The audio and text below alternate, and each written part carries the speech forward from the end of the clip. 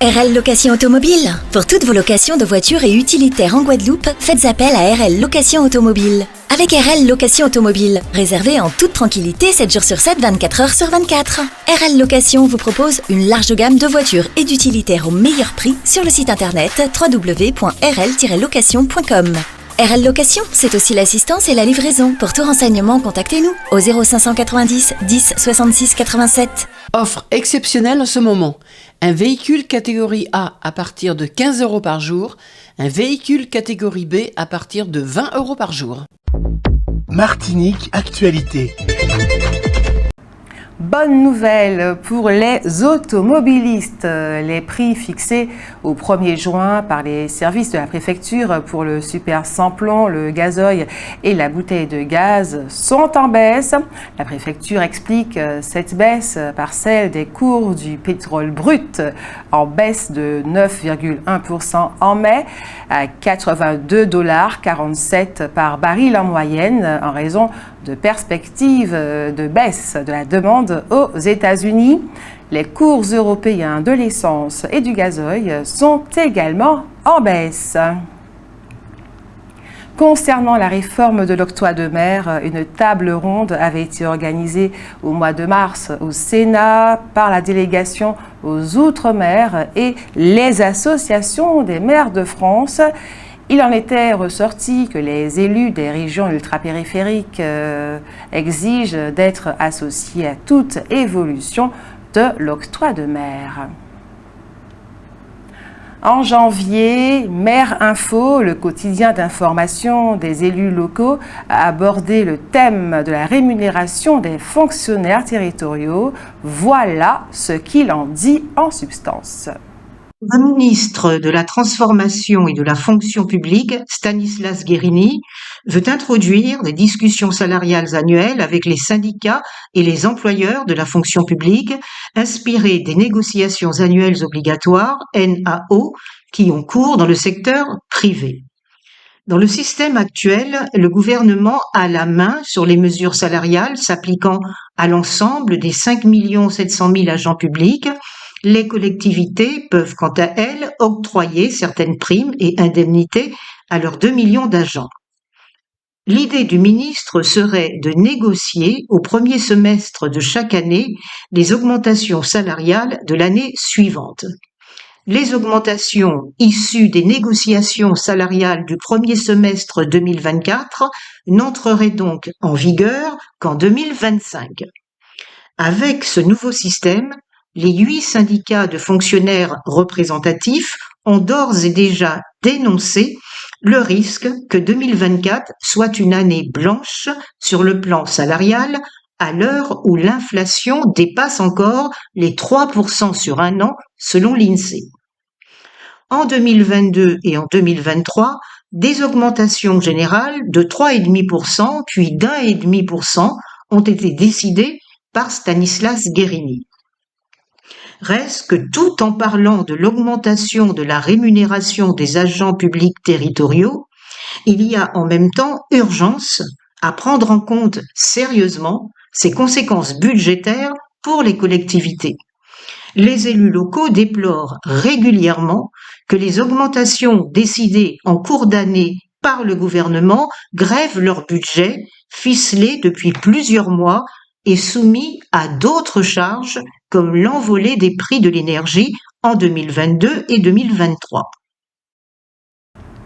Une centaine de militaires du 33e régiment d'infanterie de marine va faire des exercices sur la thématique de sécurisation et de protection de ressortissants dans un contexte sécuritaire dégradé les 4 et 5 juin dans le secteur géographique des Trois-Îlets et du Diamant.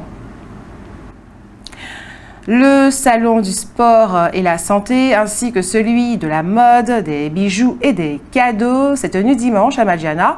La trentaine d'exposants ont été déçus. Cette année, le salon a eu moins de visiteurs que d'habitude.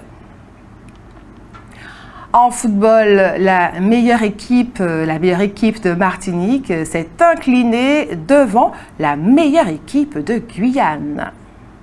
En effet, la S Étoile de Matoury a remporté la Coupe Vivet 2024. en l'emportant sur le club franciscain 3-2 au stade Louis-Achille. Le club franciscain a déjà remporté ce trophée 2 fois. Il a donc fait mentir la fameuse maxime « Jamais 203 ».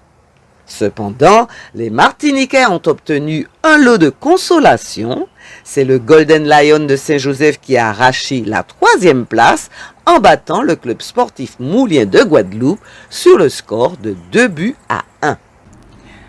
Les prévisionnistes affirment que dans moins de 20 ans, la Martinique aura perdu 10% de son territoire. La tendance aujourd'hui est de mettre en exergue les luttes menées par les esclaves pour leur liberté. C'est ce que démontre amplement la pièce de théâtre HDN Opéra du Tout-Monde, d'après l'œuvre d'Édouard Glissant, mise en scène de façon très originale par Gilbert Lomore. En France, de nouvelles réglementations affectant plusieurs aspects de la vie quotidienne sont entrées en vigueur au début du mois de juin. Toutes les habitations doivent désormais être clairement identifiées avec un nom de rue et un numéro unique, une mesure qui vise à améliorer l'efficacité des services publics et privés, comme la livraison de courriers et les interventions d'urgence. Les procédures médicales sont simplifiées pour permettre un accès plus direct aux soins. Par exemple, il est désormais possible de consulter un kinésithérapeute sans prescription préalable dans certains départements et les pharmaciens peuvent prescrire des traitements pour des affections mineures comme les cystites et les angines. Le programme Mon soutien psy est renforcé, le nombre de séances chez un psychologue prises en charge augmente et le montant du remboursement pour aider ceux qui souffrent de problèmes psychologiques également. Les prix de certaines marques de cigarettes et de tabac à rouler sont en augmentation suite à une décision des producteurs. Le Pass Sport, qui aide financièrement les jeunes à payer pour les activités sportives, est disponible plus tôt cette année pour faciliter l'accès au sport d'ici quelques semaines.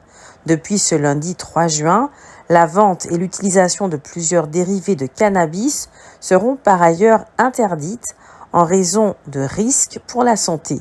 Ces mesures visent, selon le gouvernement, à simplifier les procédures administratives, protéger la santé publique et soutenir le bien-être des citoyens. La saison cyclonique a commencé le samedi 1er juin. Elle est annoncée particulièrement active avec 23 cyclones, dont une dizaine d'ouragans prévus. Rappelons que la saison cyclonique s'étend jusqu'au mois de novembre.